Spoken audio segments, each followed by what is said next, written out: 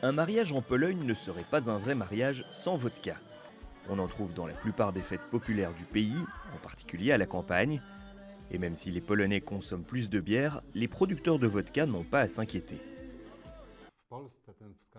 En Pologne, chaque habitant boit en moyenne l'équivalent d'environ 12 ou 13 litres d'alcool pur par an. En Europe, nous sommes sans aucun doute dans le peloton de tête dans cette catégorie. Mais parmi 38 millions d'habitants, un Polonais sur 10 a des problèmes d'alcool. Alors, au musée de la vodka polonaise, fraîchement ouvert à Varsovie, on veut éduquer les visiteurs avant de promouvoir la boisson. Utilisée en médecine au XVe siècle, puis comme monnaie d'échange sous le régime communiste, la vodka y est présentée comme une fierté nationale. La Pologne est le berceau de la vodka. C'est ici qu'on a appris à utiliser le procédé de distillation à l'aide d'un alambic.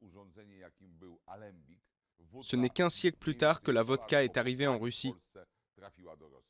Le label vodka polonaise répond à des critères stricts établis par la loi. Tout le procédé de fabrication doit être fait en Pologne, de la culture des pommes de terre et des céréales à la distillation. Comme pour un vin, la saveur d'une vodka change en fonction des produits bruts utilisés et de l'année. La pomme de terre donne un goût plus fort et sucré, le seigle est plus léger et amer, tandis que le blé donne la vodka la plus douce. Je rêve qu'on considère la vodka polonaise dans le monde avec autant de respect et de reconnaissance que d'autres produits internationaux, comme le whisky, le cognac ou même le vin.